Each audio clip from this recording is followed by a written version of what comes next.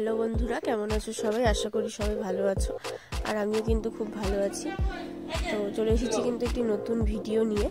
ভিডিওটি শেষ পর্যন্ত দেখো, ভিডিওটি কিন্তু খুব ইন্টারেস্টিং হতে চলেছে। আজকে কিন্তু আমার বুনু 7 মাসের যে সাত ভক্ষণের অনুষ্ঠান, সেটাই কিন্তু আজকে চলছে। তো আমরা কিন্তু সকাল সকাল রেডি হয়ে বাবা মা আর আমি বুনুদের বাড়ি চলে এসেছি। আর এই যে দেখতেই পাচ্ছ, বুনু আর আমার বোন জামাই ওরা কিন্তু দুজন বসে পড়েছে পুজোতে। এটা কিন্তু বৃদ্ধি হচ্ছে, ওদের কিন্তু এটা নিয়ম আছে শ্বশুর বাড়িতে যে অন্নপ্রাশন কিংবা সাধেও বৃদ্ধি করতে হয়। যদিও এটা আমি জানতাম না, কারণ আমাদের বাড়িতে কিন্তু এই নিয়মটা নেই, হয়তো অনেকের থাকে। তোমরা কিন্তু কমেন্ট করে জানিও কার কার বাড়িতে সাধ অনুষ্ঠানেও বৃদ্ধি আছে।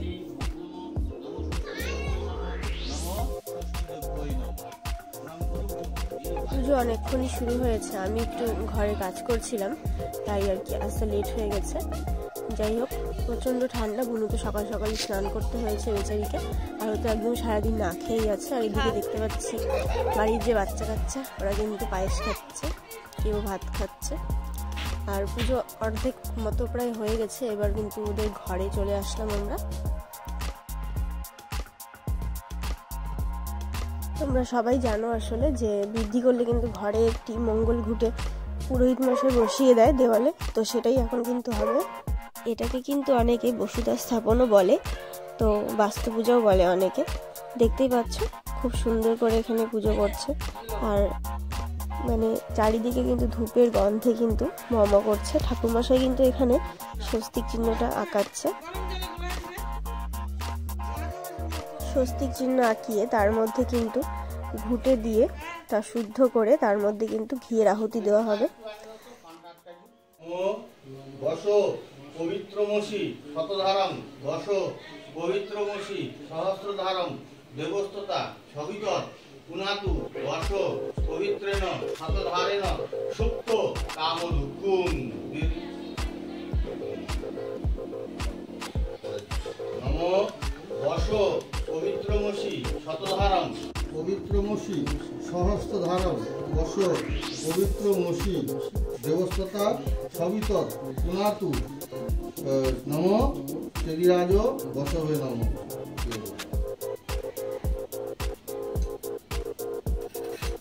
নম চেদিরাজ বসবে। ইতিমধ্যে কিন্তু বসুধা স্থাপন পর্ব শেষ হয়ে এবার আমরা চলে এলাম পিণ্ডদানের সেই পর্বে। দেখতে পাচ্ছ সেই পুজোই হচ্ছে, আর এদিকে কিন্তু রান্না বান্না হচ্ছে, মাসি রান্না করছে, অর্ধেক রান্না প্রায় হয়ে গেছে, এখন ভাতটা বানাচ্ছে, ভাতও হয়ে গেছে। এবার এই চলছে হচ্ছে পিণ্ডদানের পালা। পূর্বপুরুষদের উদ্দেশ্যে পিণ্ড দান করে কিন্তু এই বৃদ্ধি পর্ব শেষ হলো, আর এরপরে কিন্তু আমরা চলে আসলাম সেই মানে ঢাকা ওঠানোর উঠিয়েছিল।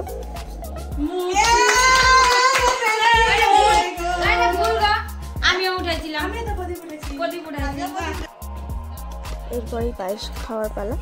তো দেখতেই পাচ্ছ আমি কিন্তু খুব সুন্দরভাবে সাজিয়ে দিয়েছি পায়েসের থালার চারিপাশে ফুল দিয়ে, বুনু বসে পড়েছে। তো সবাই চলে এসেছে আশীর্বাদ করতে, তো তোমরা দেখতে থাকো শেষ পর্যন্ত।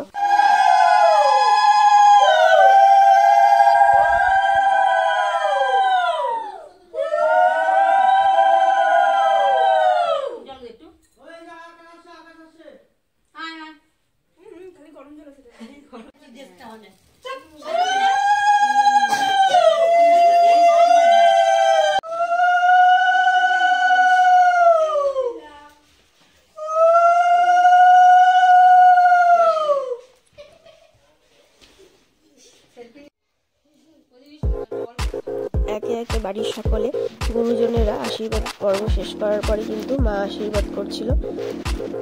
যাই হোক, মার আশীর্বাদ হয়ে গেছিল, এরপরে কিন্তু একটা কাকিমা আশীর্বাদ করলো। আর এই নিয়ে আশীর্বাদ পর্ব কিন্তু শেষ হওয়ার পরে বুনু পায়েস খাচ্ছিল। তারপরে কিন্তু বেশি দেরি না করে ওকে স্বাদের যে ভোজনটা সেটা দিয়ে দেওয়া হলো। তো এখানে অনেক কিছুই ছিল, মিষ্টি, মাছ, ডাল, সবজি থেকে শুরু করে 5 রকম ভাজা, আরও অনেক কিছু। তো সবাই ভালো থেকো, সুস্থ থেকো, আর হ্যাঁ, আমার বোনকে কিন্তু আশীর্বাদ করতে ভুলো না। আর ভালো লাগলে ভিডিওটি একটি লাইক করে দিও। ধন্যবাদ।